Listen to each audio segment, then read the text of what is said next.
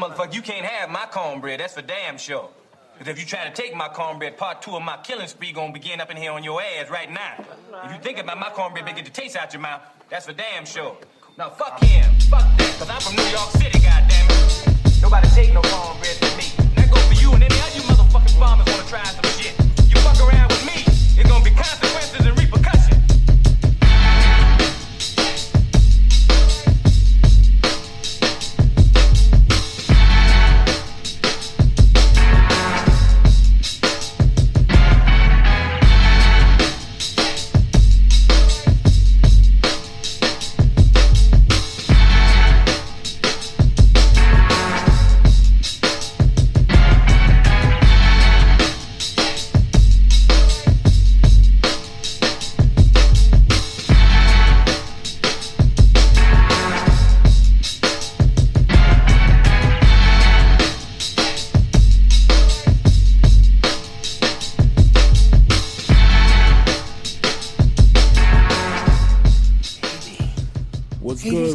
What's good? It's Maestro Styles, Trey, Fraser. Yes, sir. Back at it. We've been going for a minute now. We back with the jump off here. Barbershops. It's the Barbershop Sports Talk Podcast. Make sure you guys follow us on our social media. We got the Facebook page as we welcome our Facebook Live viewers, listeners, and all that good stuff. Also, you can follow us on our Instagram page at Barbershop Sports Talk Podcast. Also, you can follow us on Twitter at Barbershop SPOR2. I do want to welcome other viewers. We are now on YouTube Live, so welcome to all of our YouTube subscribers. Yes, sir. Welcome to YouTube Live, and also we are on Twitch. Streaming this live as well. So welcome to all the Twitch users, and we're new to Twitch, so we hope to get a following right there. Maestro Styles, man, it's been about a month, man. Some personal stuff, yes, sir, happened, and now we back, man. I'm feeling really good. Yeah, we good, man. I'm good, cool, and working hard. 10-piece beat tape is out on all streaming platforms. Shameless plug if you want to, rock with some beats. Here's some fire beats. I got that on deck. Working, man. Look, got an EP, EP I produced coming out Sunday. Working. I got to congratulate you, man, on becoming a business owner for the second time, man. Yes, sir. Appreciate it. Cypher Street Music Group is definitely here now. Yes, sir. No doubt, man. No turning back from here. Yeah, no doubt, man. Also, before we get started, I want to say happy birthday and rest in peace to Jay Dilla. Which was his birthday was on the 7th day of the Super Bowl. Also, rest in peace and happy birthday, posthumous birthday to Sandra Bland. We didn't forget. No doubt. Rest in peace, and No doubt. Remember Sandra Bland. That's it. Yes, sir. That's it. I think she would have been 35 years old. 35, yep. If I'm not mistaken. Yeah. Yep, 35. Yeah. What's good with you, though? So, man, I miss this show, man. Mm-hmm. I can't front, man. Been going through some personal things, and I'm happy to come out on the right end of it. Right. But man, so much has happened, and I don't want to, go back 3-4 weeks worth of material. Yeah. I just want to get right into what just recently happened, and that is Super Bowl 55, which I'm going to tell you straight up, man. This Super Bowl sucked.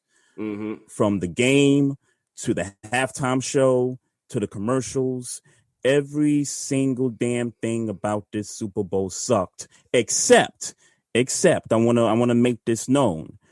Todd Bowles, Byron Leftwich, and really I should have the names of these assistant coaches for Tampa Bay. But you also got 2 females on that coaching staff. A very, very beyond diverse coaching staff for the Tampa Bay Buccaneers. I want to give that group a shout out. Yeah, Antoine Randall L is on that coaching staff. Randall L, yes. Larry Foote is on that staff. Larry Foote, okay. Yeah, okay. It's a few. Yeah, but for certain, you left out two things, or I'll say three. One, Jasmine Sullivan, who did not need that white dude to sing the national anthem with her, but Jasmine Sullivan, who's on a run right now.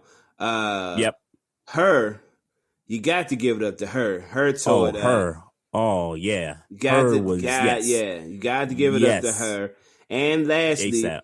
The play of the game, the motherfucking streaker. Or the fake streaker, because he ain't get butt ass naked, no homo. But the streaker, play of the game. Did you hear the rumor? Did you hear the rumor about this dude? So I saw something. I'm not sure if this is what you're gonna tell me. So I saw this on Twitter, and a guy posted a picture with the streaker, and this apparently happened before they went to the game. So these guys made a bet that this guy was going to go out and, do what he did. And I think, if I'm not mistaken, the bet was how many yards this guy was going to run. Okay. And I don't know how many yards he did run, but dude, they basically had a bet that that this guy was going to go out there and streak at some point throughout the game. So I don't know if that's what you're going to tell me. Yeah. That I didn't know that detail about how many yards and to how much money he allegedly won. But if you wonder why he was dodging security staff with such vigor, allegedly he walked it. He was obviously arrested when he got caught or whatever. $1,000 for bail. He allegedly walked away with $374,000 for streaking. Wow. Allegedly. Wow. This is what according to Pat McAfee's show. I heard it right before we got on air. But allegedly he walked away with $374,000 for streaking. He caught that $1,000 loss for having to bail himself out of jail. Walked away with $374K. So when these streakers get caught, right? I've always been curious about this, and I know they end up getting free, after the fact. I wonder how long these security guards or security or whoever hold these guys after they get caught. Is it like the night, a day or two? Well, he bailed himself out. So I mean, to answer your question, I don't know, but I know once bail was set, he bailed himself out.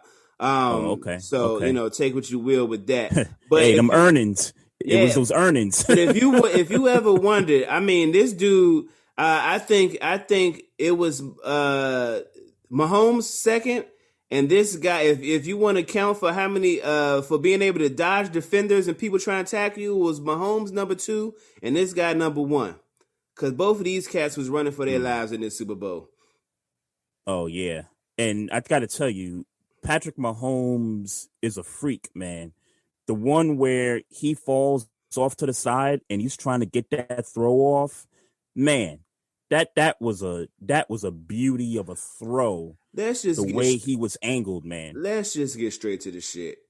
Anybody got their ass kicked. They did. They did. Kicked. But this ass whooping was not, and I repeat, was not Patrick Mahomes' fault in any stretch of the imagination. The only thing I'll accept, which I won't accept in real life, is if you want to throw the whole, he's the quarterback, he's the leader of the team angle. If that's the angle you want, all right, but no, not really, because still no. This Bama was doing everything humanly possible to make something happen in this Super Bowl, but two starting guards short. I could have ran through that line and got pressure on Mahomes Sunday night. I could have got pressure on him. Yeah, and that's what we knew going into the game, right? We knew that both starting tackles was not going to play in this game, and that they was going to have some guys that are not that didn't get enough playing time playing in the Super Bowl. These dudes were trash, though. But these dudes were trash.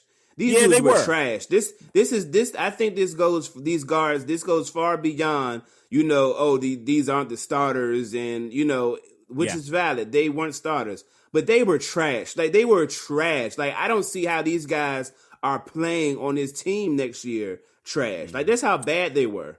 Yeah, they were terrible. But my thinking is that even though the offensive line was going to be compromised in this game, I look at Patrick Mahomes and I say, this dude's going to protect himself.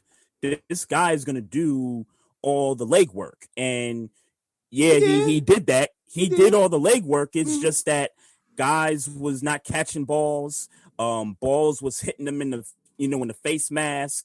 You had Tyreek Hill had a ball go through his hands. I think Kelsey dropped the easy pass. There was quite a bit of that going on. But I think in this case, man, a few things, because I got to say something about the refs in a little bit.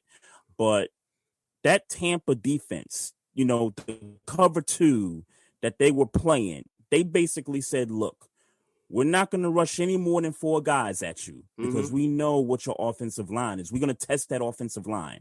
We're going to send 4, and we're just going to keep our safeties back. We're going to keep our corners back. We're not going to blitz, and we just going to dare you to just make these throws. You're just not going to methodically, beat us down the field. You're going to have to work to try to make these plays.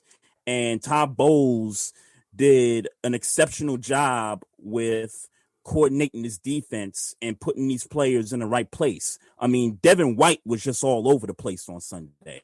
I don't want to. Shaq Barrett had himself a really good game. I don't want to. Forgive me if I sound like I'm taking credit away from Todd Bowles, because that's not my intention. But when your front 4 can just walk through the line and get to Patrick Mahomes because of that guard play, it's just really, really difficult for me to, overreact to Todd Bowles' defensive coaching performance, which was a good performance. I don't want to, but it's hard for me to overreact to it when everybody was just running through the line. Like, they were just running through the offensive line as if there wasn't an offensive line there. So it's like, it's easy to scheme. It's easy to, when there's no pressure for you to have to make any adjustments. You just literally ran through the line the entire game. Patrick Mahomes ran for a record 470, 500 yards, something crazy, before he threw off a pass, right? Without gaining a damn yard. Like, it was just, it was craziness. It was craziness that quarterback, that half a billy quarterback, had to do all that because these guards were so bad. These guards were bad, like historically bad. Yeah, historically bad. I can't agree with you any more than, with the guard play being so horrific. But I will say this in response to your take on Todd Bowles and the scheme, and it was just hard to not make any adjustments. And you're right. All he had to do was just be like, okay, I'm not going to make any adjustments. I'm not going to go away from what's been making us successful. I'm just going to keep doing what we're doing. Most coordinators will get cute and be like, all right, we'll mix it up a little bit. Nah, he didn't mix it up. He just said, look, your line is bad. My line is good. This is what we're going to do. We're going to win a line of scrimmage and we're going to dominate. Yeah, and that's exactly what happened. Again, I'm in no way saying that Todd Bowles didn't do a good job. It's hard for me to overreact to it, though. I am more impressed. I am more impressed right now with Byron Leftwich and his, in my opinion, ascension to head coach status through this year than I am Todd Bowles' performance. Right now, in my mind, and it might be a little hometown bias, I don't think so, but whatever. Byron Leftwich should be in the Eric Bieniemy stature of getting a head coaching job. That's how I feel. I was just about to say that about Todd Bowles. This guy should be in the line for a head coaching gig, and too bad that all the head coaching positions are filled up. And I guess we can talk about that a little bit later too. But I want to get to the reffing in this game. And, sometimes when Tom Brady's in the game and the refs are just doing ref things, you're always thinking, man, like this is a Brady thing. Like this, Brady gets these calls, man. But in that first half, man, it was just some questionable calls, man. And I could kind of go through each one. Two of them on Tyrann Mathieu. The one where he gets in Brady's face. Brady, I guess Brady was in his face first, and then he got back at him, and then they throw the flag on Tyrann Mathieu. Like, wait, hold on. Like, both these guys should be getting flagged, not just one person, And then he got flagged in the end zone on a ball that wasn't even catchable. I think he tried to throw it to Gronk, if I'm not mistaken, but that ball sailed way over his head. And Tyrann Mathieu was right there defending it, but they threw the flag, and it's like, yo, that ball was uncatchable. There's no reason for the flag there. The other penalty where Mike Evans is down the sideline and he gets tripped accidentally. There was no intent on the DB to trip him right there, but they tripped. Their feet got tangled, and they threw the flag. And it's like, yo, come on, y'all. Yeah, I know the storyline is Brady's in the Super Bowl again with a different team. He's on the team where the home stadium, the first time a team is host to the Super Bowl in their own home stadium. I know the storyline sounds good. Yeah, home cooking. But come on, y'all. Y'all giving this cat home cooking right now, man. Like stop it. Like it was just too much like questionable stuff, man, in that first half that just kind of took the Chiefs defense out of rhythm. Yeah, they were too involved, specifically in the first half. They were just too involved. Look, the Kansas City's DBs have been playing that aggressive pretty much all year. I haven't seen a Kansas City game where they haven't played that aggressive. So to start calling it in this game was a little sketchy to me. But like I said, like I tweeted it consistently throughout the game, Tom Brady effect. We know what this is. With all that being said, I didn't expect it to be this. I just flat out didn't expect it to be this. Tom Brady took advantage. Byron Leftwich took advantage. I mean, everybody on that team. Antonio Brown, congratulations, getting a Super Bowl, getting a Super Bowl ring, getting a touchdown in that Super Bowl. This was an ass whooping. This was an ass whooping. There is nothing else there's no other way to surmise this game, including with the questionable calls and, some things that didn't go the Chiefs' way. This was just a flat out ass whipping. Everything that was involved in this loss had something to do with Tampa Bay in some shape, form, or fashion, whether it be them just being a better team or having the home cooking. They were just the better team on all phases Sunday. And, there's nothing really left to do, really, but tip your hat. I hate Tom Brady. That will never change. But he's the GOAT. Man. He's the GOAT.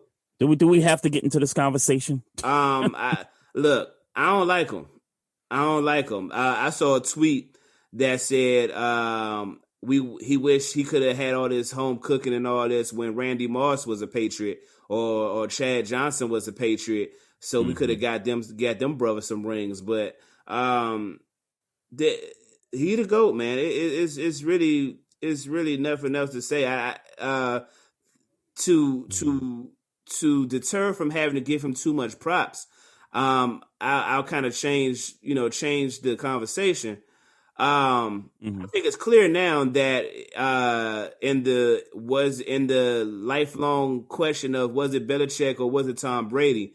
I think it was Tom Brady now. And I'll be the first to tell you that I was on the side of at first, saying that it was Bill Belichick than Tom Brady. And the whole, Brady's a system quarterback. Hey, he might be a system quarterback. That might be true. But his ability to go to different systems and learn the system and master that system, It's Tom Brady. It's Tom Brady. Tom Brady is that's him. He is him. So there was a saying up in New England, the Patriot way, right? The Patriot way was Tom Brady. That's what it's looking like right about now. Now, I'll give Belichick a little bit of bail in a sense that, and I've mentioned this many times throughout the year. Patrick Chung, Dante Hightower, I think about 2 or 3 other key components to that Patriot team opted out because of COVID reasons. Mm-hmm. I would like to see those players come back, fully healthy roster. Who knows what the deal is with Cam, and, we could talk about that later too. Who knows what the deal is at the quarterback spot for New England. I would like to see all that come back and then really kind of assess, okay, can Belichick coach a completely different team, fully healthy, has all his players? Can he coach a team to 10 wins? Can he get a team to the playoffs in the AFC? I'll just leave it at that. That's fair. That's fair. But do you think with the ascension of the Buffalo Bills, Josh Allen, do you think that team could mess with them? Do you think the Patriots could mess with them now? And I don't think so. Yeah. I don't think so. But you're talking about wild card. I'm talking about a wild card. Like you put a gun to my head right now, they would be a wild card. Okay. But I'll say this. Though when you get those defensive players back, let's see how they can, Belichick and those players, if they could scheme up a way where they can, slow Buffalo down. Mm-hmm. Let's see if maybe they could, split during the regular season and kind of see how that makes a difference in terms of who's going to win the AFC East. And then for you to say they, maybe they could be a wild card, then how do you feel about Miami at this point then? Yeah, Miami's a question mark too, and they're coming off of 10 wins. Yeah. Even though they missed the playoffs, they had a really good season, and they have opportunities to get better. They got 3 first-round picks. I'm sorry, they got 3 picks in the first 2 rounds of the draft. Okay. So they do have opportunities to do that. They're also in the rumor mill for getting Deshaun Watson in a trade. I don't know how that's going to shape out, but there's people saying that Miami would be a spot for Deshaun Watson. So if that, let's, hypothetically, if that happens, now you're looking at the Patriots and you're saying, we got to deal with Buffalo and we got to deal with Deshaun Watson in Miami. Right. Like that's going to be tough. Right. But that's going to be really tough to deal with. All disclosure, I don't think Deshaun Watson is going to Miami. Yeah, I don't either. I'll share that reason why in a few. I did want to get back to the Super Bowl for a minute. I did want to bring.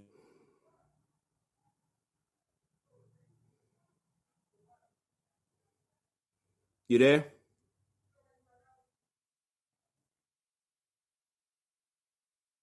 The Super Bowl.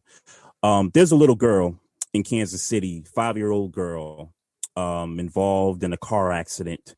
Another kid that same age was involved also.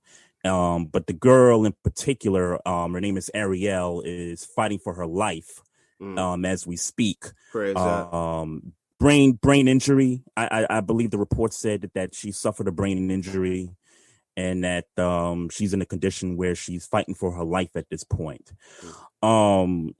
I had no idea that Andy Reid's son, Britt Reid, was on this coaching staff. And let's be clear about it. Britt Reid needs to get the smoke. Number one, you're drinking at the facility. Allegedly, you're drinking at the facility before you have to go to Tampa for the Super Bowl, an important game, in your career. Number 2, you're getting in the car impaired and you're affecting other people's lives on the street. which resulted in what happened. The car accident happened. Yeah. Number 3, find it hard to believe that 53 guys on a roster, and I'm not saying that all of them were distracted by this. I'm not saying that Patrick Mahomes, and I think he brought it up in the press conference saying that, hey, that's terrible what happened, with the accident and the little girl. But, we were focused on this game, trying to win this football game. I find it hard to believe that not one person out of that 53-man roster or even that coaching staff, particularly Andy Reid, that's his son. I find it hard to believe that that's not on your mind. And particularly in the case of Andy Reid, because that's his son, and what just happened in that situation, the coach through that game, I just don't see how that didn't creep into his mind at some point during that game. I'm not saying that they lost or that they got their ass beat because of that situation from a mental standpoint. I'm just making a point that for the coach, and particularly the coach, that's just tough. That's a tough situation. You find out, that happened days, a couple of days before you got to play an important game, before you have to coach an important game. Sure. I don't disagree with that point. I don't know. Let me say this. I can't see that being big enough of a distraction. I can't see that being a big enough distraction come game time. Maybe in preparation. I agree with that. Maybe in preparation. Maybe you take some time and it bothers you for some time when you find out it happens, and you do all the necessary things to alert your team of what's going on and all that. But really after that, it's for lack of a better term, and forgive me for sounding insensitive, water under the bridge. Let me say this for certain. Prayers up to everybody affected by that accident, particularly that little girl. Yes. And we hope and pray for the best for her. But in reference to the game, I just can't really see that holding too much water when it really got down to coach a football game. Like, I couldn't see Andy Reid's documentaries talking about, that my mind really wasn't on that game because of what happened to that little girl. I can't see it. Not saying it's not possible. I just can't see it. Right. No, I get that point. I get that point. I agree in a sense that for the players, to me, that incident really should have no effect from a mental standpoint, not even in terms of preparation. You want to feel this is an important game. You guys got to make the plays on the field. It's on y'all. Yeah. With the coach though, that's one where it's like, I once this is over, now I got to go deal with this. And let's remember too. You said you thinking it's an escape? I think that game is an escape. Like, I think having to coach the Super Bowl is a great distraction from some real life shit that's going on. Because look, let's be clear. This sports and football, even though you're making a whole bunch of money and accolades and all that, that shit is a game that could be taken away. Particularly in Britt Reid's case, that's his name, Britt. Yep. Yeah, all that could possibly be taken away depending on how how law enforcement, family involved want to look at it. I think at that point it's like, all right, let me get this distraction from what could be possibly, God forbid. I mean, I can't even say God forbid because, to be honest, whatever consequences come with this for Britt Reid, unfortunately, you got it coming to you. So and I tell you what, man, too. I am, and he'll be okay. I don't want to. What's that? And he'll be fine. Like, I'm sorry, but his father is Andy Reid. He'll be fine. He'll be fine in terms of meaning pushing forward.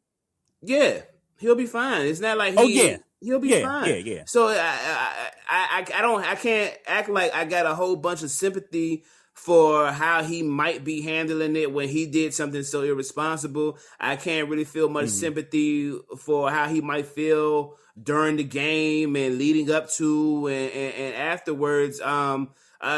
Unfortunately, bro, you wouldn't have had this distraction had you not made this irresponsible choice. Mm-hmm. Yeah, no, I agree with that, and I was just going to make the point that Britt Reed should be fired. I don't disagree. I don't disagree in the slightest. Yeah, he should be fired for his actions. Yeah, like there has to be a message sent that you can't tolerate this kind of behavior, whether it's family or whether it's somebody you know closely, or even if it's just a staff member. Yeah, it doesn't matter. You got to do what you got to do and let this kid go. I did want to make a couple other points because I'm not sure if this is the same son that had issues when Andy was coaching in Philly all those years. Because if you remember, he had two sons that were in some legal trouble at the time, and I think one of them died because of some kind of alcohol abuse or overdose of some kind. Wow. Yeah. I vaguely remember it.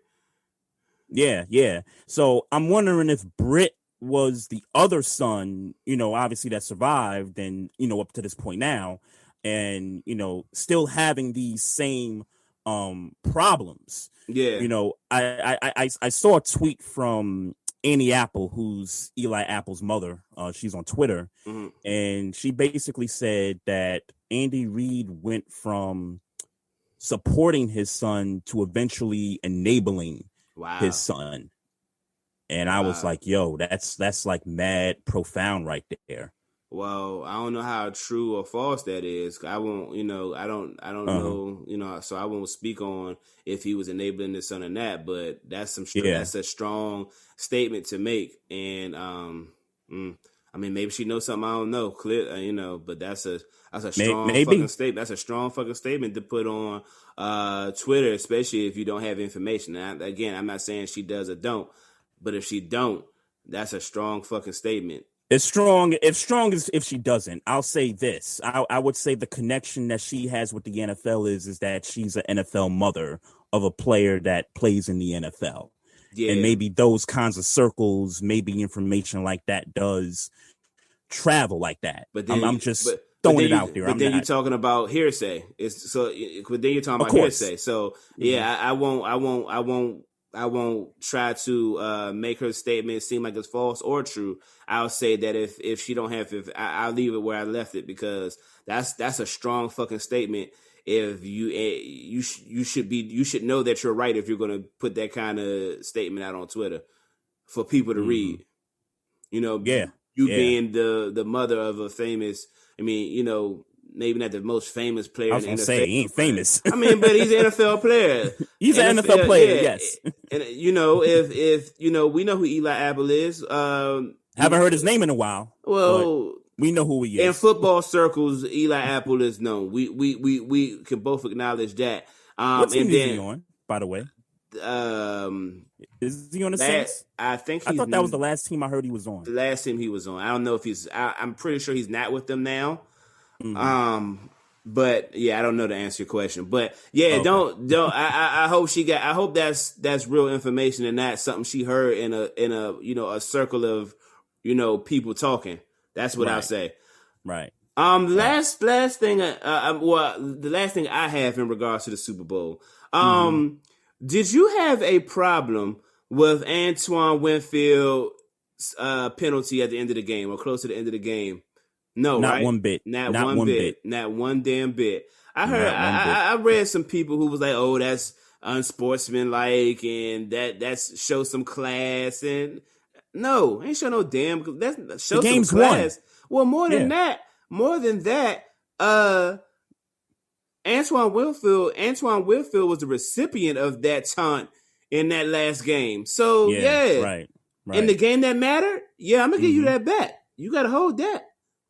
Yeah. No, I'm with you, man. I'm with you. When it happened, it was just like, oh, come on, ref. Like, let the kids play. I respect Tyreek Hill for just accepting it. Like, yep, we got our asses whooped. Yep, that's you. Yeah, you got that. Word. You got that. We'll see you next time, but you got that. Like, are you crazy? Like, I don't know, man. Like, I feel like referees, y'all know better. Like, you gotta let that rock, man. You just gotta let that rock. Yeah. Oh yeah. Or let me say, I would like that. Like, y'all gotta start letting shit like that rock. Like when your boy stomped on the logo in Tennessee in the playoffs. Like, come on, man. Y'all gotta hold that. Yeah, hell yeah. Y'all gotta hold that. Y'all acting like y'all not aware of what happened in prior games. Like, y'all gotta hold that. Exactly, and I'm glad you said prior games, because I was just going to bring up this point about Tyreek Hill, because he gashed them in the regular season game a few weeks ago, 264 yards receiving, I think. I mean, he was just torching these guys. I think he scored twice or something like that. Amazing that the Bucs were able to look at that film and figure out, okay, we're going to play a different way than what we played in that regular season game. Well, that ain't rocket and science. Basically just that ain't rocket science. And basically just took him. I mean, yeah, he dropped a couple balls, but they basically just took him out of the game. Yeah, but that wasn't rocket science. I mean, if we're looking at the projection of that, if we're looking at how the rest of that game finished, he had like 206 or maybe even 220 yards in the first quarter, and ended up with like 240 for the rest of the game. It wasn't rocket science. It was like, all right, we got to double team him. It wasn't rocket science. We got to double team him every play. Like, and I'd be damned if you're going to do anything remotely close to that in this Super Bowl. So we're going to double team you the entire game. I mean, it's not rocket science. That's just like if you that's just like, that's my job to see, what didn't work last time? Why did he gash us the last time? And let's be clear, they figured that out in the last game by halftime. So, I won't overreact to that either, because it's like, you damn well better, because clearly nobody on this team can cover him, and this is the Super Bowl. Yeah. I mean, hell, there were people saying that that the Bills could have possibly beat the Chiefs had they done this in the conference championship with Kelsey. To play a similar type of defense, you mean? Meaning double team Kelsey and Hill, which was what they were doing. What they were doing the majority of the game, double teaming both. Right. Kelsey was finding a little way to get loose, because he can literally box people out in the short, in small holes and do what he do.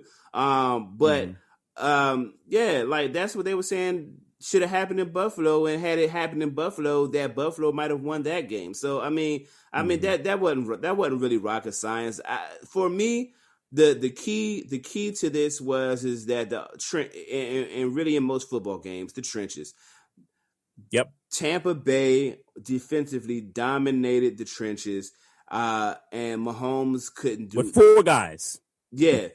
If you dominate that, then you can double team 2 receivers and still get a pass rush. Yeah, I mean, I feel like for real, where was Sammy Watkins at? Where was McCole Hardman at?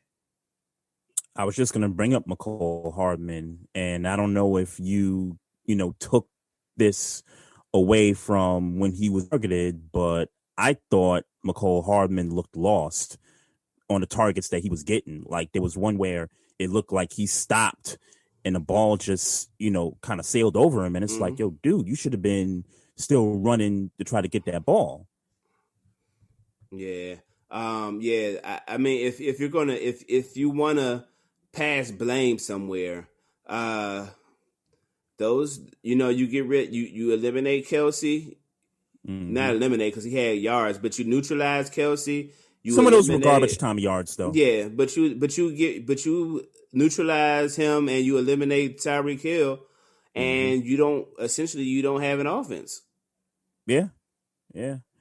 Now, I think the opportunities that they had, like some of those balls that hit their hands, like those you got to catch. Yeah, but even though they're tough catches, I think those things really just would have made the game more interesting. But I mean, this was an ass whooping. Oh, of course. Yeah, this was they would have lost. Yeah, they would have lost. Yeah, I don't even think. I think if some of them plays were made, it still wouldn't have been close. It just wouldn't have been 38-9, maybe 38-16. Right. You know. So I'm not gonna front though. When it was halftime and the deficit was, I think, 21-6, I think, I was like, the Chiefs love these kinds of deficits. Yeah, I was with you. Wasn't nervous at all. Yeah, I was just like, okay, this will be a game. Second half, they'll come out, they'll score a touchdown, they'll make this interesting, and then we're gonna have ourselves a game. Yeah. Nope. Yeah. And even at the beginning of the fourth quarter, I was like, man, this is starting to feel insurmountable at this point. When I saw Tampa Bay was like, all right, run the ball. Now I was like, oh yeah, it's a wrap. Tom Brady don't lose them games.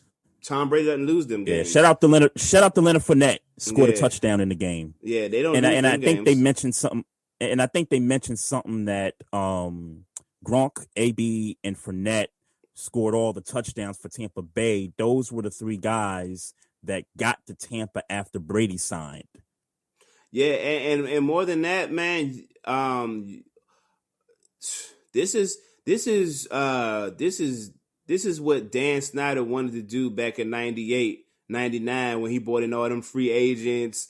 Right after they got FedEx Field and Landover, and they brought in Dion and Bruce Smith, and this is what the Yankees. Bruce Smith too. Yeah, that in the 99, Dad. Bruce Smith, they brought in Bruce Smith that year.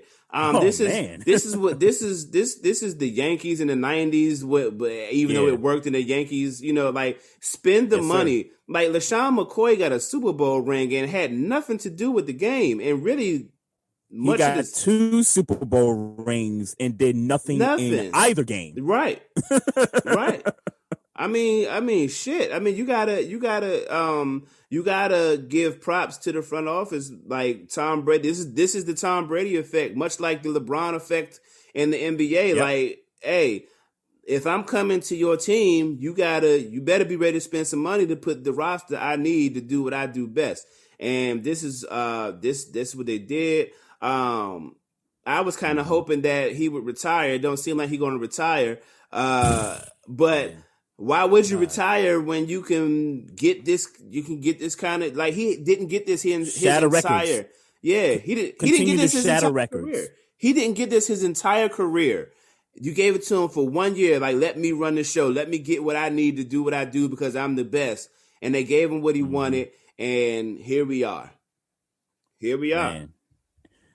I mean, it's legendary when you can go to a franchise with a losing culture because, let's be clear, Tampa Bay for about 13, 14 years was not making the playoffs. Yeah. And even though you saw what they were capable of doing last year with Jameis Winston, and I still believe Jameis Winston's a good quarterback. Yeah. Obviously, the 30 interceptions, that contributed to them going 7-9. I mean, if he'd have threw like 15 or 12 interceptions, that record might be, 9-7, 10-6. Mm-hmm. So Tampa has the talent. They had the talent last year. It's just that it was still sort of a losing culture. It's on steroids. And Tom Brady bought, like I said, like it's the same thing with LeBron in the NBA. Like he comes to your team, shit changes. It changes, and so here we are. He won't leave the game. Probably gonna play for another 2 years, and he'll be here. Let me say this in defense of Mahomes, and this I promise this is really the last thing I got to say about the Super Bowl. Patrick Mahomes. To those who saying Patrick Mahomes is the GOAT, is not the GOAT. Mm-hmm.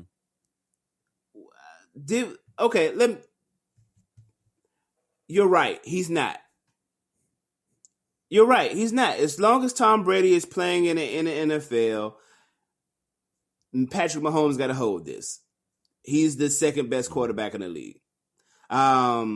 He's obviously more talented than Tom Brady, arm strength, youth and vigor, all those types of things. I think on this day, prisoner at the moment, Tom Brady is the best quarterback. I think right now, as we do quarterback rankings for 2021, I think it would almost be disrespectful to not put Tom Brady at number one right now, unless the roster drastically changes, which we know that won't be the case. Right. He's the best in the game right now. So, and I don't want to admit it, and probably by the time we do these rankings, I'll forget I ever said this, and it'll be Patrick Mahomes again. But I'm on tape right now. Tom Brady is the GOAT. Patrick Mahomes is number two. Mm-hmm. So I'll slightly disagree, just in a sense that Tom Brady's number one. After watching the Super Bowl and after watching the Chiefs get their ass kicked, I'm not going to be fooled. The Chiefs are still the Chiefs. You know what I'm saying? I'm not going to, go away from that. Patrick Mahomes is still Patrick Mahomes. He's the best quarterback in the league to me, even after watching this Super Bowl. When you can have your first like beatdown going back to high school up to this point now, and you've played all the games you played from high school to college, 3 years, playing in the league, already won a Super Bowl, and up to this point, and I get it. It was in the biggest of biggest games that he has to take this L. But moving forward, I'm not gonna sleep on that dude. That's the best dude. That's the best guy in the league right now. And I'll take it a step further. I think Aaron Rodgers is right behind Patrick Mahomes in terms of quarterback rankings. And even though, he lost to Brady in the title game, I'm looking at Rodgers and I'm saying, the arm strength's still there. The mobility's still there. The talent's still there. That dude is still, he's right behind Mahomes for me still. Now I would put Brady number 3. Just to give him respect. I'll put Brady at number 3. Yeah, bro, but he won the head-to-head, bro. I hear you, and I think you're basing it more on talent than accolades, and I'm basing it more on accolades. And I think that's what we're doing. Yeah, because clearly those two are more talented than Tom Brady. And if we're talking about talent, there are much more. I could put, like, right now, I'd put Lamar Jackson over Tom Brady. Like, I'd put other quarterbacks over Tom Brady if Deshaun Watson. Deshaun Watson. There are plenty, not, I ain't gonna say plenty, that's disrespectful. There is a number of quarterbacks that I would put over Tom Brady right now. But Russ, yeah, when you're talking about accolades in the moment, how to win a game at quarterback right now, this Bama missed 6 throws. This Bama had 3 touchdowns and only threw for I don't think this Bama threw for 250. I don't think he threw for 250 yesterday. I think he barely threw for like 220 or some shit. I think it was like 220. Yeah, like efficient, out the way, ran the offense, came in and out of what he needed to come in and out of, aware of what's going on. You know what I'm saying? Not doing too much, doing just enough when it's time to do just enough. Like, yep. And more importantly, I get that, the Patrick Mahomes was obviously against the defense of the Tampa Bay Buccaneers, but let's not play the bullshit game. This was a head-to-head Patrick Mahomes versus Tom Brady, and Patrick Mahomes lost. Until that evens up in Super Bowls, this second, and again, I'll acknowledge that I may be a prisoner of the moment, but right now, head-to-head right now, I got to get at the Tom Brady. Patrick Mahomes, in my mind, is still getting ready to be the future of the NFL. Not getting ready to be. He is the future of the NFL, along with Deshaun and Lamar. That didn't change for me. Nothing changes about Patrick Mahomes' status. But if I got to rank quarterbacks right now, who's the best in the game right now, I got to give it to Tom Brady because of the head-to-head. Mm-hmm. Interesting. 2 of Mahomes' playoff losses are to who? Tom Brady. Yeah. But for me specifically, it's the Super Bowl. For me, head-to-head in the Super Bowl, that's different from a championship game. That's different from a regular season game to me. The Super Bowl, Tom Brady can forever put on his seventh finger, I got you, Patrick Mahomes. This you right here on my finger. Yeah. That's facts. That's facts. I got a point to make about Aaron Rodgers. I brought him up as, the second best quarterback in the league, I still think. After watching that title game a few weeks ago, I know I said I was going to go back a few weeks, but this was like solely on my mind when I was watching the Packers walk off the field during that game. I think I'm done as far as Aaron Rodgers getting to another Super Bowl. Yeah. And I'm not saying that game was entirely his fault. Matt LaFleur has to answer for not leaving him on the field for fourth down. Like, that was fourth down territory. You don't take Aaron Rodgers off the field in crunch time. But yeah, man, I mean, how many chances are you going to have? You know what I'm saying? Like last year you're in San Francisco and you got your ass kicked in San Francisco to go to the Super Bowl. You get a home game the following season. And even we said last year, we thought Aaron Rodgers that was his last chance. Yeah. We thought that was his last shot to get us to a Super Bowl. And they come out this year, they get the number 1 seed. He's the league MVP. It's the NFC title game. He's home. I think this was his first home game, NFC championship game. Yep. And and again, it wasn't his fault, but entirely. Not entirely. And it's not entirely, because I think when the defense got those 3 interceptions, that should have been 21 points off of those turnovers. And it was only 7 points. Yeah. So you got to answer for that when you go 3 and out after your defense makes a play twice in a row. Yeah, man. I think this is it. Aaron Rodgers is still going to be good, in my opinion, but I think as far as getting to the Super Bowl, I think this is wrap. I think he's exhausted all the chances, man. And I want to add one more thing to this too, man, because we talk about how the NFC is a tougher conference than the AFC. And when you look at some of the top quarterbacks, do we still say that? Well, I think we've said that for a while with the NFC, as far as it being a tougher conference, and it depends on what context you put it in. I'm starting to change my stance on that a little bit, because when I look at the NFC going into this past season, right, for me, when you look at the quarterbacks, Russ, Breeze, Rodgers, those guys got championships. Those are the 3 guys that should be dominating this conference the way Brady and Manning and even Roethlisberger at one point was dominating the AFC for all those years. The last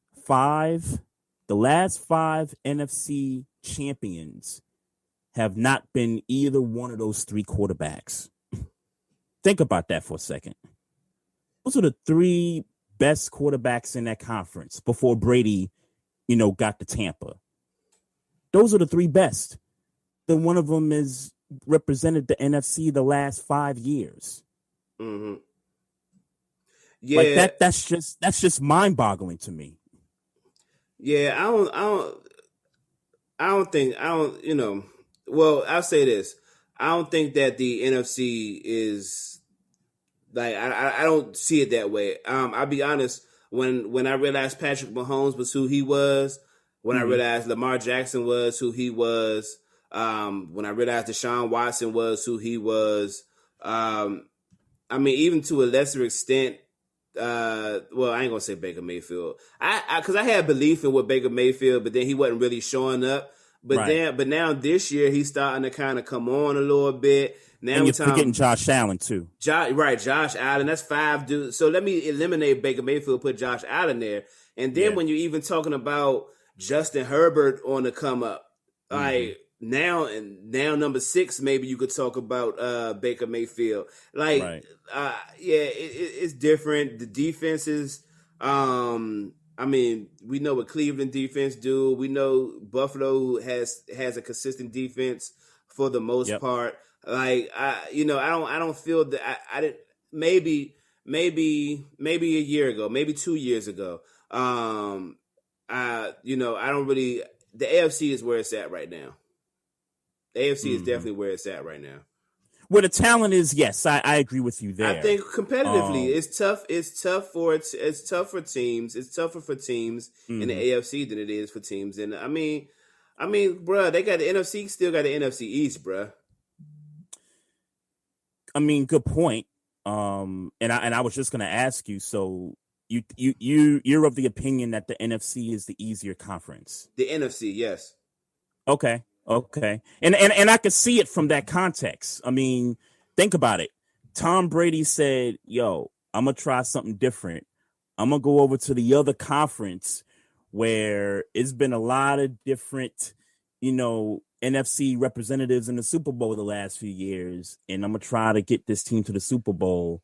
And yet he does it the first year. And then when you talk about the grail, the holy grail of the NFC, most of these niggas is old. Yeah. Getting there. Russell Wilson is getting there. He ain't old yet, but he's getting there. Tom Brady and Drew Brees are old. Aaron Rodgers is old. Yeah. I was gonna say Aaron Rodgers is old. Yeah. So I mean, it don't necessarily hit the same. It don't necessarily hit the same. Now let me get my little. Oh, I'm sorry. No, go ahead. All right. Moving on. Let me get my rant point off. All right. I get that Aaron McDonald is a staple in the NFL defensive community. Aaron McDonald. I'm sorry, Aaron Donald. I know. I read Aaron McDonald. Yeah, I'm sorry, Aaron Donald. I'm sorry, Aaron Donald is a staple in the defensive community of the NFL. A dog. Any given year, you can say that he is not only the best defensive player in the NFL. You could possibly say in any given year that he is the best player in the NFL. I get everything that was said, all of those things for his argument. With that being said, TJ Watt should have been the defensive player of the year. I don't care about none of your, don't just look at the stats, look at the situations and all that other bullshit y'all talking about. TJ Watt should have won the damn defensive player of the year. Period. End of rant. So I know that wasn't much of a rant. As a Ravens fan, I hate to agree with you, but the facts are the facts. There's about, 12, 13 different defensive statistics, right? TJ Watt has beaten Aaron Donald in about 12 of those statistics. So, yes, TJ Watt should have won that award. Aaron Donald. And since when, and for the motherfuckers that's talking about, stats, don't look at just stats. Since when we don't look at stats? Now all of a sudden you want to make an argument for Aaron Donald and we don't look at stats no more? Like, look, the only one, I tweeted about it that I'm a little conflicted about him winning it. One, because TJ Watt should have won it, but, I want to root for my brother. But nah, bro, the white boy should have got it. I'm sorry, dog. I can't. This is not the situation. This is not one of the situations where I can be like, the famous Chris Rock joke is, him being a fan of affirmative action. So if a white person scores the same and a black person scores the same, affirmative action, push the black guy over. Like, this is not, like, I wish this could be that situation for me. This is not that situation for me. TJ Watt should have won Defensive Player of the Year. Period. So, two reasons why I think Aaron Donald won this award. Number one, I think it was just more of a popularity contest because he's Aaron Donald. Yeah.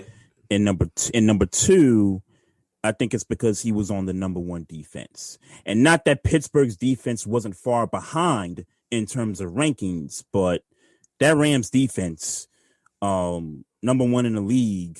And when you watch them, on the field, I know you don't want to hear that, but when you watch them on the field, I don't. It's an individual award. It's not a team award. They were doing it right.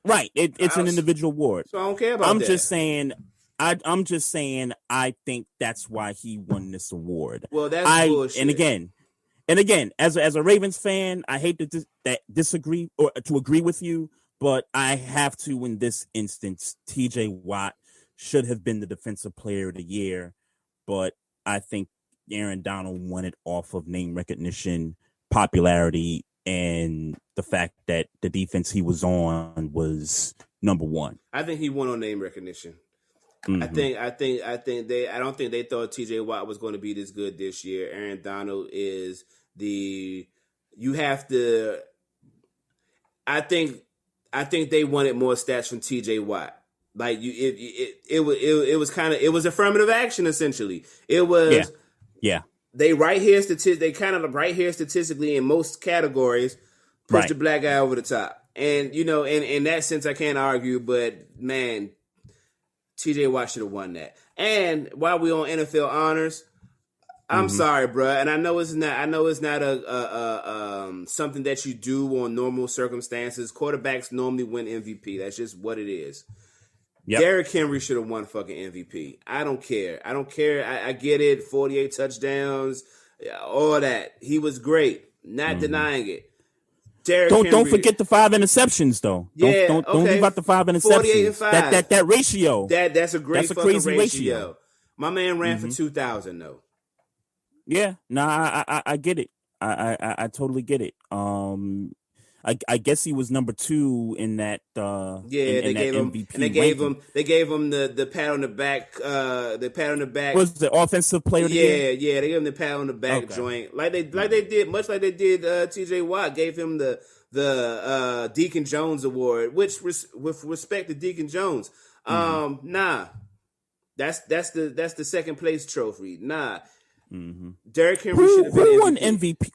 Which running back won MVP off of 2,000 yards? It was Adrian Peterson, right? Adrian Peterson.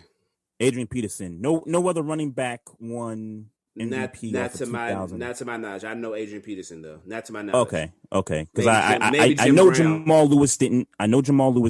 No. They gave it to that year. It was co-MVPs. McNair and Peyton. That year. Yeah. Chris Johnson definitely didn't win the MVP that year. He did it. So, okay. Yeah, man. But yeah, man, Derrick Henry should have got that. I don't know if y'all don't like his dreads. He should have got that, bro. He should have got that. He should have got that. Yeah. What do you think about so the Hall of Fame? Let's give a round of applause for the Hall of people that's going to the Hall of Fame. Before you do the Hall of Fame, I just want to do this real quick because I don't want to forget. Yeah, and because I meant to do this while we were segueing before we segued into Hall of Famers. Rest in peace to Leon Spinks. Rest in peace to Marty Schottenheimer. I just wanted to make sure we acknowledge him, and I didn't know if you was going to get to it, but I wanted to. I was going to get to it at the end of the show. Okay, because I got a bunch of names, bro. I mean, it's been a crazy month, right? It's been a crazy month. We just been losing sports legends, entertainers, black people in journalism. Yeah, like it's just been a crazy month since we've been not doing a podcast up until this point. So yeah, I was gonna get to that. All right, well, I'll let you do that at the end of the show. Yeah. So what I was gonna ask you in regards to the Hall of Fame participants for this year, shout out to all of them, much deserved. I think is this all the of list? them. Let me make sure and tell me if I don't have everybody. Peyton Manning, Charles Woodson, Calvin Johnson, John Lynch, and Alan Faneca. Am I missing somebody?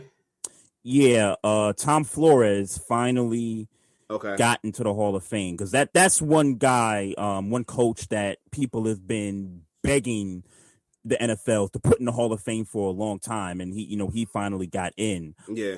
And there's 2 other names that are Okay, well, forgive me for the names I forget. Yeah, I thought 2 other names aren't coming to me. Drew Pearson with the Cowboys. Yeah. Drew Pearson with the Cowboys. Yeah, that's another guy that people have been he's hammering the NFL overdue. A little overdue for Drew Pearson. Long overdue for him. I could have got him before Steve Largent, my personal opinion. But right. So, I have no problems with these guys. Mm-hmm. All of these guys are worthy of the gold jacket. Yep. I think the one that sticks out to me is Calvin Johnson.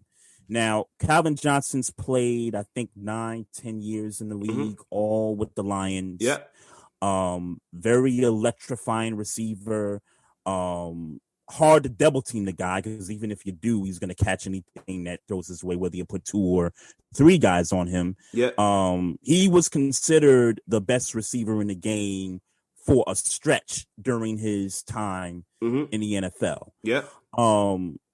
Does longevity in the league matter in terms of getting in on the first? And I'm just talking about getting in on the first ballot, not being a Hall of Famer. Nope.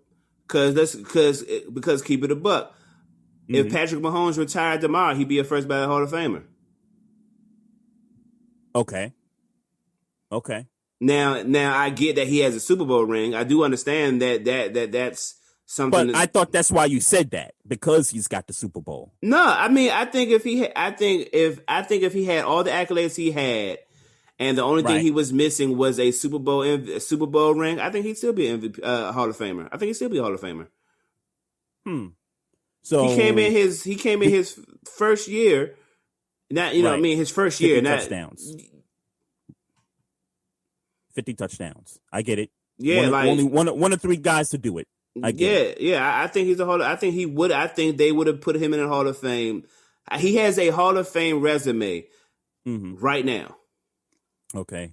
Here's one name I'm gonna bring up that folks are gonna get upset at. Do you think Andrew Luck is a Hall of Famer? No. Okay. I don't think he is either. No. I don't think he is either. I just wanted to first ballot for certain at a first ballot. You might could argue me down that he'll eventually one day make the Hall of Fame. Maybe I'm not feeling that right this second. But if somebody really argued me down with stats, and because I haven't really looked it up, but if somebody argued me down and had some stats, maybe you could convince me. But no, he's not a Hall of Famer. I wouldn't put him in at all. No, but I brought his name up because you brought up Mahomes. In the short career he's had, even like, let's say the hypothetical, even if he didn't get the Super Bowl ring, but still had the accolades, the stats in those 3 years. So that's why I brought Luck up. But as far as Calvin Johnson's concerned, the longevity thing for me, had he not got in on the first ballot, I wouldn't have had a problem with it. No. And let me be clear again. I'm lying. I might have had a little problem with it. You might have had a problem with it? I might have had a little problem with it. I might have had a little problem. Okay. Yeah, I don't. I don't. Because I think the people that have an issue with him getting in on the first ballot will bring up T.O.'s name. And we know what the situation with T.O. is. We know the Hall of Fame voters, that was just them trying to get, clap back at T.O. Let's just call it what it is. Well, I don't even know if it's clap back. I think they just didn't like him. They just, yeah. Because he didn't do nothing to them. He didn't do nothing to them. Right. I think you're right in that assessment. They just didn't like him because of the things he did. But I think people will bring that comparison in and say, well, wait a minute, Calvin Johnson played, 9-10 years. Granted, he was, the best receiver in the league for, almost half of the time he was in there. You could argue more than half. But yet a short career gets in on the first ballot, and yet you got T.O. who's played longer, almost double the time Calvin Johnson was in there. Touchdowns, receiving yards. I think he's top 3 in those categories, and yet this dude had to wait 2-3 years. Yeah, but I think again, you hit it on the head. They don't like T.O., but T.O. was a first ballot Hall of Famer. Like, his career says, I'm a first ballot Hall of Famer. Of course. And whether you want to base it on longevity and production and all that, for all intents and purposes, if you could compare T.O.'s career to Calvin Johnson's career, T.O. was the better receiver. I think Calvin Johnson is a, more talented receiver. He's taller, he jump ball, like those types of things. But career wise, T.O. had a better career than Calvin Johnson. For that reason, he's like, it's him statistically is Jerry Rice and then it's him, I think, or it's Randy Moss. Randy Moss. Yeah. So there's no, when you say who's the best receiver in history, you say Jerry Rice, you say Randy Moss, you say Terrell Owens. There's nothing else to that. He's a first ballot Hall of Famer. So we know what that is. But in that same respect, you could argue of all time, after you mention those three names, who's better than Calvin Johnson? No, good point. I do believe that when Fitzgerald hangs it up, he's going to get in the first ballot. Of course. But as good as Larry Fitzgerald is, it's never, the thought has never crossed my mind that he's better than Calvin Johnson. Right. Yeah, I guess it's tricky with unless you're not those top 3 or top 5 receivers like of all time in terms of yards and stuff, it's tricky when it comes to the wide receiver position because, for a long time, there were guys that were worthy of the gold jacket that had to wait. You know what I mean? Like Tim Brown had to wait. Andre Reed had to wait. A few others. Here's one name to keep in mind for next year. A guy that's up, Steve Smith. That guy's going to be up. I believe he's Hall of Fame worthy. First ballot. And you think he's first ballot? He should be. Okay. I would love to see what the rest of the list look like, so I could kind of, right. But if you say Steve Smith, I say first ballot. Okay. No, I don't have an argument with that. Yeah. I'll just say this: I wouldn't be surprised if they made Steve Smith wait. Yeah, I wouldn't. I'd be happy if he gets in on the first ballot.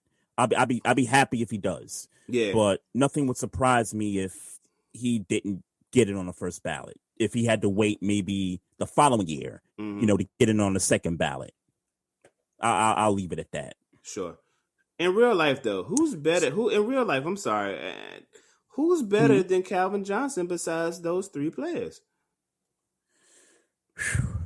That's tough, right? It's tough. It's tough. He's probably number 4. Yeah, even with the short career, yeah.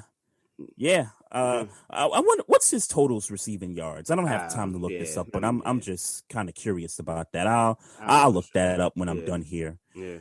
But I got to get your opinion on this too, man. So we had a swap of quarterbacks take place in the last couple of weeks. Wanted to get your opinion about Matthew Stafford going to the Rams in exchange for Jared Goff and some first round picks, if I'm not mistaken, along with either a second or a third. I can't remember what, to go back to Detroit. Just curious what you thought of when that happened. They better go to the Super Bowl. The Rams, right? They better go to the Super Bowl. Look, I've never been high on Jared Goff. Sean McVay is an offensive genius. Defense is A1. Yep. They should be able to beat the Packers. They should be able to beat the Packers with Matthew Stafford or whoever in the NFC. Yeah, they should be able. It's in my mind, it's Super Bowl or bust. They paid the price to get a franchise quarterback. Well, I don't know if you call him a franchise quarterback this late in his career, but you got a veteran quarterback. To get a better quarterback. Let's put it that way. You got a quarterback that better quarterback. You got a quarterback that could have been like if he not be on a shit team, he could have been one of the better quarterbacks in the league. Right. Because he could have been top 5. We know that he could have been top 5. He could have been top. Some say I don't watch that much. Some say he could have been like top 3 in his run. In his prime, he could have been a top 3 quarterback. He was just on a bad team. Right. Yeah. Matthew Stafford's a better quarterback than Jared Goff. Yeah. Matthew Stafford also is cheaper. I think this is the important part here. He's also cheaper than Jared Goff. Mm-hmm. They gave Jared Goff that contract extension, and the numbers he put up, 20 touchdowns, I think 13 or 15 interceptions last year. Mm-hmm. And obviously the defense and the running game was the focal point of the Rams last year.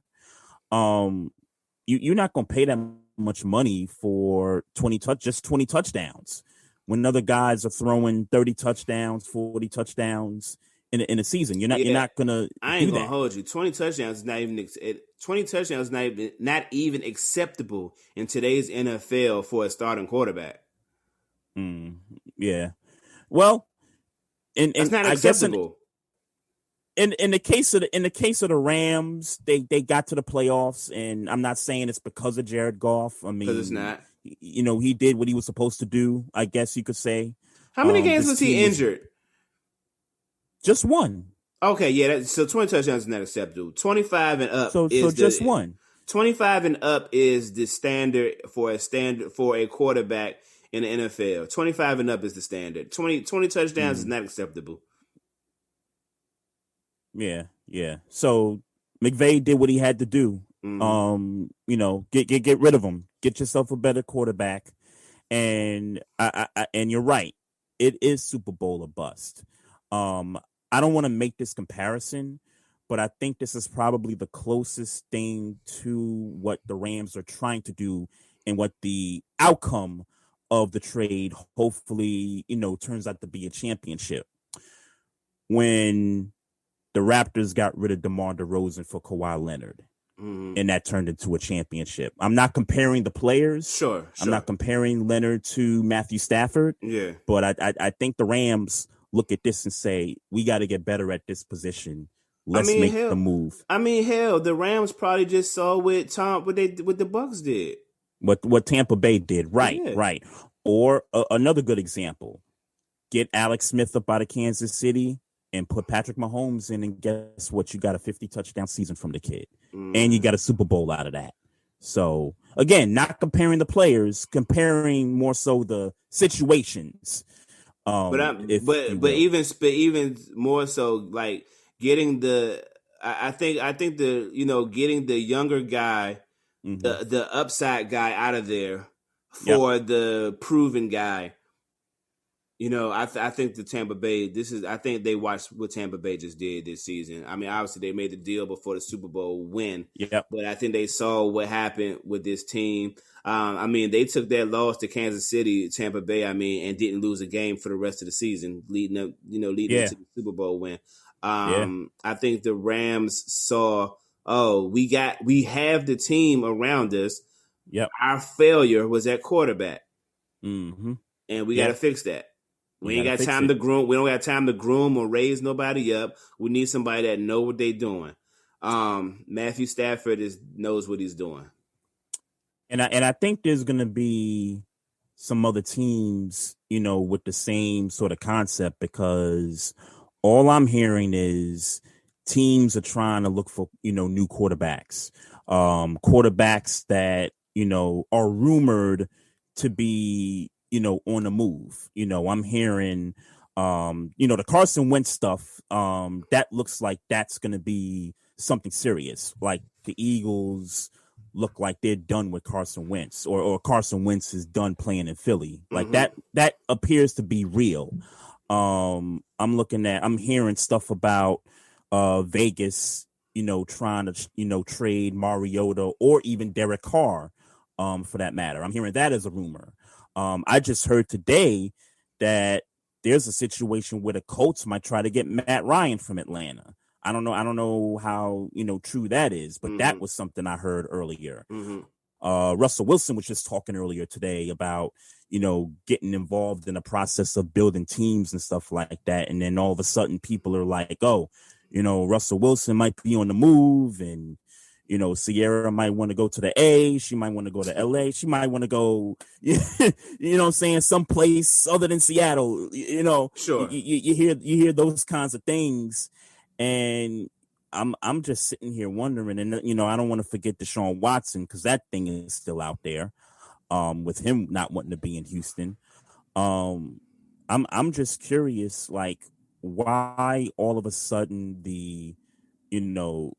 this flux of teams wanting to, swap quarterbacks. I mean, we already saw one swap already. Now it looks like we might see, several more. I won't put too much stock in that.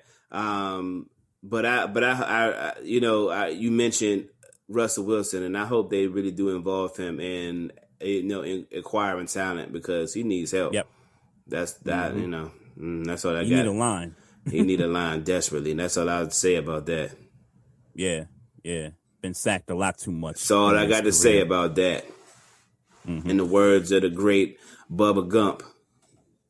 Yeah, I don't know. I think I tie it to a couple of things. So when we were just discussing the Rams and Lions trade, we were discussing partially the money part of it, and Jared Goff's contract. I'm wondering if teams are kind of looking at, okay, we overpaid for a quarterback and we're not as successful as a team. We're not able to, pay players when they hit their prime. We're not able to draft well when we need to. I'm wondering if, there's other teams looking at that and saying, yo, we need a cheaper quarterback. We need to build the team. We need to get defensive players. We need to get weapons on the outside. We need players on the offensive line. This guy costs too much. Let's just, get somebody cheaper. Well, I don't know if the entire NFL is thinking that way because the guys they're trading for come in with their contracts. Yeah, no, good point. Good point. I mean, I think it's more. I think it's more that. See, the thing is that when you pay a franchise player, you're expected to make up for the voids that they can't fill. So, i.e. Patrick Mahomes, you pay him $500 million. If they're lacking at linebacker play, you're expected to score points that offsets the lack of linebacker play. So the defense might give up more points, but that's okay because you're going to score 35. So, you know what I'm saying? That type of thing. Carson Wentz was paid like a franchise quarterback, so the Eagles were expecting him to score points. And the Eagles didn't score a whole bunch of points. So now he sucked last year. He sucked for 2 years. So, so here we are with this big contract, and we can't do nothing to really bring you a whole bunch of weapons. And it's not like they're devoid of weapons. They got some weapons. I mean, they got a solid 2 tight ends, even though Ertz is probably going to be gone next year. They got a solid 2. Deshaun Jackson is solid. Alshon Jeffrey, I know he's been injured, but on the field, he's solid. Miles Sanders is a good running back. Defense is okay. So it's like, in their mind, I could see why they felt like, all right, we should be all right going into the year, except for the quarterback is trash. And he played trash last year. Yeah, and I want to be clear about something. I want Jalen Hurts to start for the Eagles next year. And then that's the other piece. Like, it's like, all right, yeah, you're damn right you're gone. You're gone. Yep. That's not what made it so confusing, because after they fired Doug Peterson, everybody was like, oh, okay, Carson Wentz is the guy. He's going to be there. But I'm like, wait a minute. Doug Peterson didn't want to bench Carson Wentz until week 14 of the season, when niggas was calling for Carson Wentz to give like week 7 of the season, week 7, week 8. So why all of a sudden, everybody want Carson Wentz now because Doug Peterson's gone? Like that didn't make any sense to me. And so now he doesn't want out, it makes a lot more sense now. Like he, and I'm gonna be clear, Howie Roseman, I think that GM, I think he's got to go, bro. I think much like Jeff Fisher and Jared Goff, when we all said the problem wasn't Jared Goff, it was Jeff Fisher. Yep. Once Jeff Fisher left, the Rams became a better team. You know what I'm saying? So I think it's that. I think Carson Wentz is a talented quarterback. Let's not sit here and pretend like he's not a talented quarterback. Whatever is going on in Philly as to why he's not as successful as he should be, maybe he holds on to the ball too long. Maybe he needs a different philosophy as far as how he approaches quarterback. Whatever it is, we know he has the talent to throw the football and be efficient throwing the football. He might just need a scenery change. But the problem is that Philly paid him to be the guy, and for whatever reason, they didn't accommodate him to be the guy. They didn't facilitate him to be the guy. So now they got to get rid of him, and he'll get a job. He's young enough to get another job. He'll be, but he should be gone. He should be gone from Philly. Mm-hmm. Yeah, he will be. To my estimation, he'll be gone. Mm-hmm. And I'm not mad at him going to Indianapolis, by the way. Outside of what happens to Jacoby Brissett, because I still want him to start, especially if Phillip Rivers is going to retire. I would like Jacoby Brissett to start, but you're not going to turn down Carson Wentz for Jacoby Brissett, right?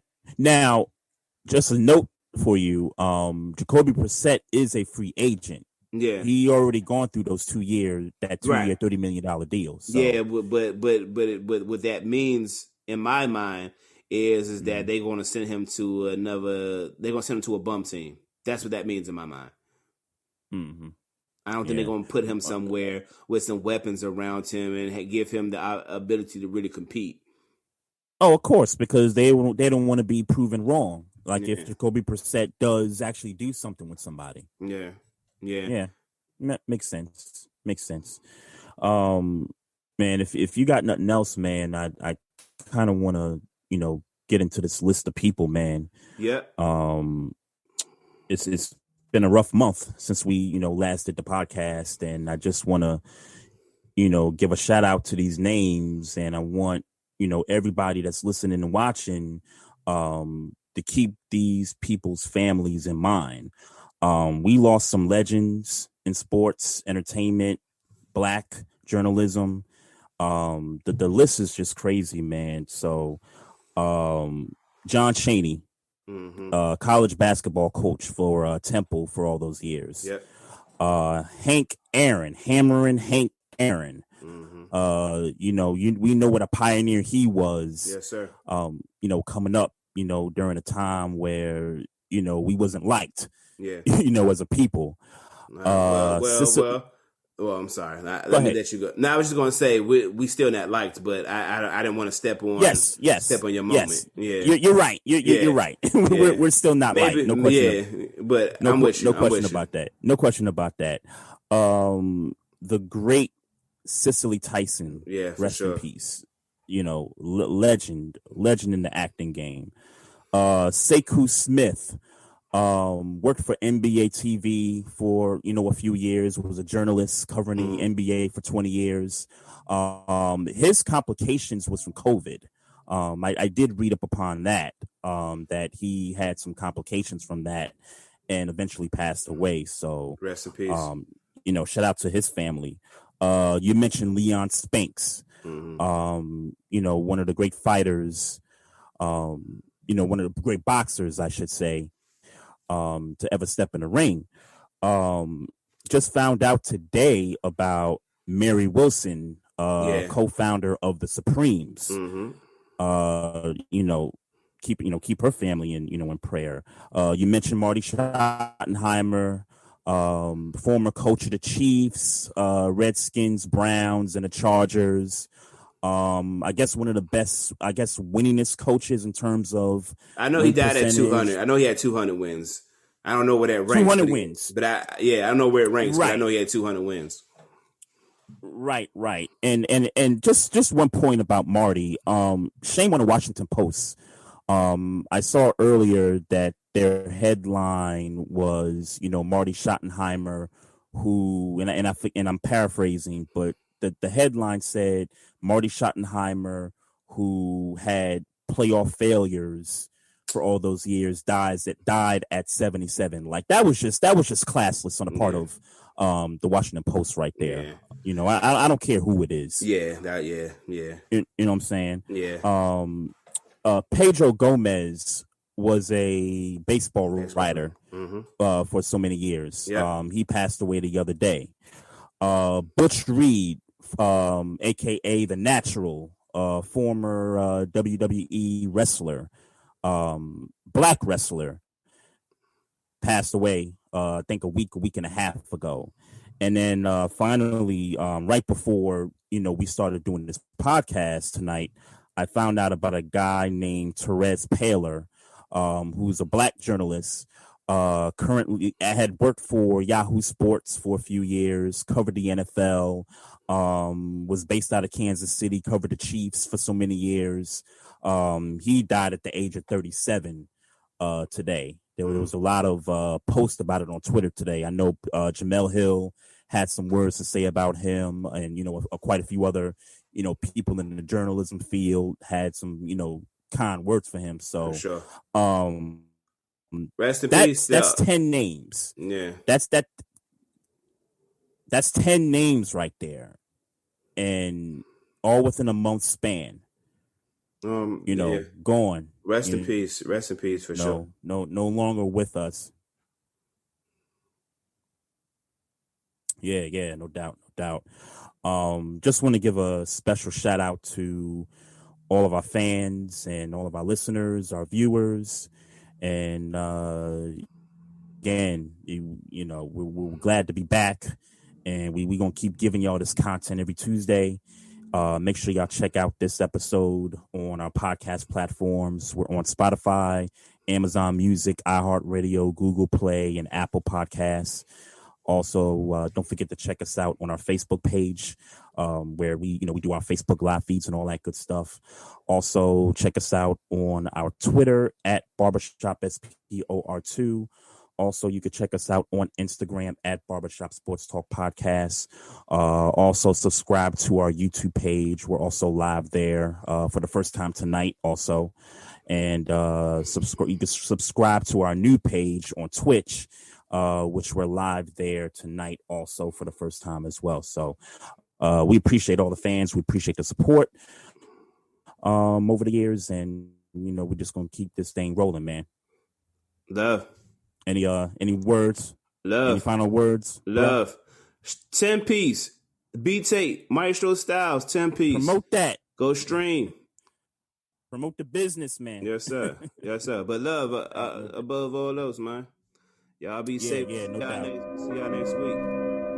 Yes. No doubt. Y'all see my eyes. If y'all see my eyes,